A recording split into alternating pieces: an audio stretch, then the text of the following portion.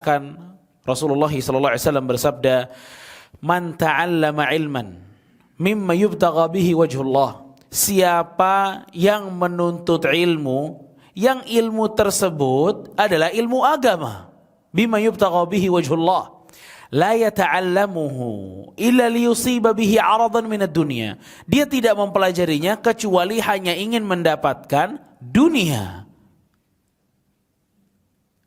Dia nggak belajar, dia nggak datang ke kajian kecuali untuk dunia. Apa kata Rasulullah SAW? Lam yajid arfal jannata yawmal qiyamah. Dia tidak akan mencium aromanya surga, kata Rasulullah SAW. Aroma. Jangan bicara masuknya. Wanginya nggak kecium. Wanginya dia nggak bisa cium. Ini menandakan bahwa di antara dosa yang besar adalah seseorang belajar ilmu agama namun bukan untuk Allah Subhanahu wa taala. Dia ingin dipuji sama orang, pengen dibilang rajin kajian, di mana aja kajian ada dia pengennya gitu. Orang seperti ini lam yajid arfal jannah yaumil qiyamah. Tidak akan mendapatkan atau tidak mampu mencium aroma surga. Aromanya nggak bisa, wanginya surga nggak bisa dia cium. Jangan kita berbicara dengan masuknya. Ini ancaman yang cukup besar untuk orang-orang yang belajar tapi tidak ikhlas.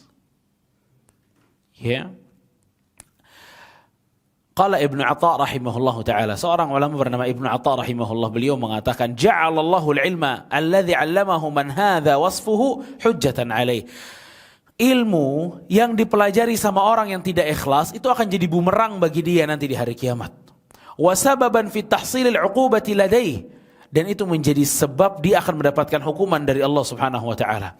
Wala yaghurrannaka an yakuna bihi intifa'un lil badi wal hadir.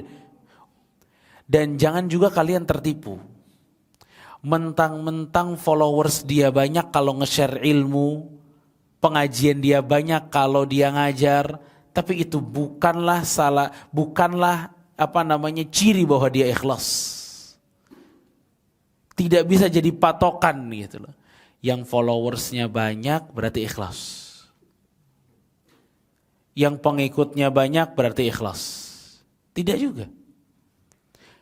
Karena ada dalam sebuah hadis, jamaah rahimakumullah, walaupun pengaruh dia banyak untuk kaum muslimin, tapi keikhlasan tidak hanya diukur dari situ. Rasulullah SAW pernah bersabda, Innallaha la yu'ayyida hadha ad-din birrajulin fajir. Allah terkadang akan menguatkan agama Islam ini justru dari tangan orang yang buruk, kata Allah. Justru dari tangan orang yang buruk. Kadang agama ini justru dikuatkan sama orang yang buruk. Salah satunya orang yang buruk apa? Yang tidak ikhlas. Ya. Yang tidak ikhlas.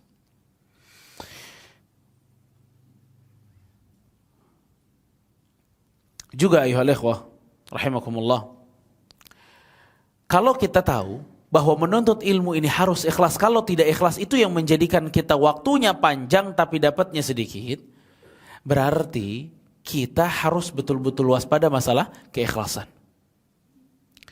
Dan ini salah satu faedah yang disebutkan oleh para salaf. Kasusnya, misal gitu ya, antum sebagai orang tua memerintahkan anak-anak antum untuk datang pengajian. Anak-anaknya nolak. Enggak apa, nanti kalau saya datang malah justru gara-gara papa, bukan ikhlas karena Allah. Ya. Kalimat ini kalimat syubhat. Ya. Kalimat ini kalimat syubhat. Kapan dia mau ikhlas kalau dia enggak belajar? Dia harus ikut dulu dengan paksaan, lalu nanti di dalam pengajian dia akan belajar sedikit demi sedikit. Dahulu para salaf juga seperti itu. Kunna natlubul ilma lidunya facarrana ilal akhirah. Dahulu kami belajar tuh karena dunia. Mungkin ingin dibeliin ini sama orang tuanya. Fajarrana ilal akhirah. Namun karena kami duduk terus di majelis, kami niatnya jadi untuk akhirat. Lihat tuh.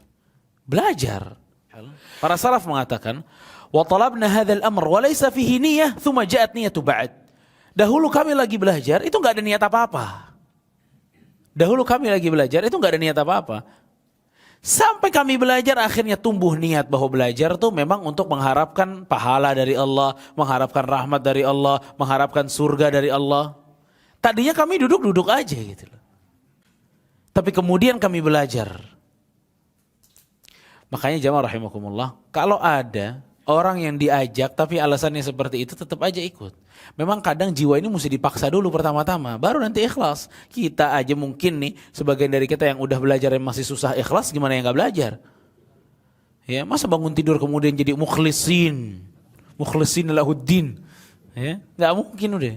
Ya, dia mesti perlu belajar, dia mesti dengar hadis tentang ikhlas, dia mesti tahu bahaya riya, dia mesti tahu ancaman untuk orang-orang yang belajar tapi bukan karena Allah, dia mesti tahu. Jadi timbul keikhlasan dia. Ya. Nah, jamaah rahimakumullah, itu yang pertama ya. Di antara penghalang kita dalam menuntut ilmu adalah saat seseorang tidak ikhlas dalam menuntut ilmu. Hal yang kedua, al-a'iqu tsani, ya, yang menjadikan seseorang itu kalau belajar waktunya lama tapi dapatnya sedikit. Tarkul amal, meninggalkan beramal. Jadi dia sibuk belajar doang, praktek nol. Sibuk hadir aja kajian, tapi beramal ogah dia. Gak mau. Dia cuma semangat ngaji, gak semangat amal. Orang seperti ini salah dalam belajar. Dia pikir belajar itu sampai di sini doang. Dia pikir ilmu itu sebuah tujuan. Ini salah. Ilmu itu sebuah sarana. Tujuannya apa? Amal. Gak ada manfaatnya ilmu tanpa amal. Harus ada amalnya. Makanya di hari kiamat Rasulullah SAW bersabda, la tazulu qadama 'abdin yawmal qiyamah hatta yus'alu an umrihi fima afnahu. Tidak akan bergerak kedua kaki seorang hamba sampai ditanya tentang umurnya.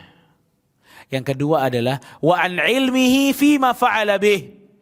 Ilmunya yang akan ditanya. Lihat. Jadi ilmunya itu akan ditanya memang sama Allah Subhanahu wa taala. Ini apa praktek dari ilmu yang telah dimiliki itu apa? Dan subhanallah, ya. Tidak ada di dalam Al-Quran ataupun hadis pertanyaan tentang ilmu. Udah dapat ilmu apa aja? Nggak ada. Tapi udah amal apa aja ada. Karena memang yang menjadi perhitungan nanti amal. Makanya jamaah rahimakumullah, ada memang, nasallallahu assalamu alafiyah, orang emang semangatnya cuma ngaji. Habis ngaji nge-share statusnya, nulis quote terbaik hari ini, di-share ke orang-orang. Amal nol.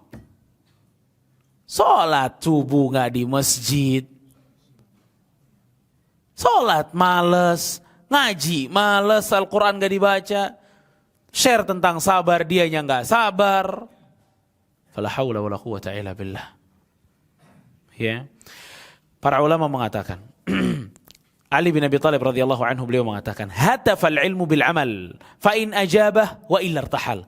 Ilmu itu selalu memanggil amal. Kalau amal tidak merespon, maka ilmu akan pergi. Tuh, lihat. Ilmu itu selalu saja memanggil amal. Kalau amal ini tidak merespon, ilmu akan pergi. Makanya ini mungkin jawaban kenapa kita banyak lupa kalau ngaji, karena jarang diamalkan. Sesuatu yang jarang diamalkan bikin kita lupa. Dulu para salaf, ya, mereka itu mengatakan kunna nasta'inu 'alal hifdzi hadits bil 'amali bih. Dahulu cara kami bisa menghafal hadis itu dengan apa? Mempraktekkan isi hadisnya. Kalau hadisnya tentang siwak, mereka siwakan. Agar bisa dihafal dengan baik karena diamalkan. Dan itu jauh lebih bisa apa? Nempel. Ya. Bisa nempel di kepala kita, di hati kita, hadis-hadis tersebut kalau dihafalkan. Ya. Fudail bin Iyad rahimahullah, beliau mengatakan, la yazalul alim jahilan bima alim hatta ya'mala bih, fa idza 'amila bihi kana 'aliman. Senantiasa seorang alim walaupun disebut oleh orang itu alim, dia jahil sampai dia beramal dengan ilmunya.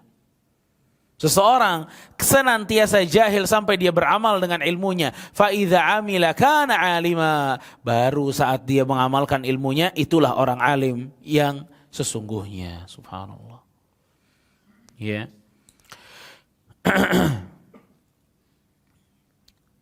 Makanya jamaah rahimakumullah, meninggalkan amal, ya, ini merupakan di antara sebab-sebab kenapa kita bisa ngajinya waktunya lama tapi yang dapat sedikit. Ya. Yang ketiga, para ulama mengatakan di antara ya kesalahan dalam belajar, ya, yang menjadikan kita waktunya lama dapatnya sedikit, al-i'timadu 'alal kutub dunal ulama. Hanya belajar dari buku, tidak pakai guru. Hanya belajar dari apa? Buku, tidak pakai guru. Jadi nggak ada gurunya, baca doang. Nggak ada gurunya, nggak ada yang bimbing, nggak ada yang ngasih tahu dia kalau salah, nggak datang ke kajian dia, nggak. Dia hanya mencukupkan dirinya dengan buku. Ini kesalahan dalam menuntut ilmu.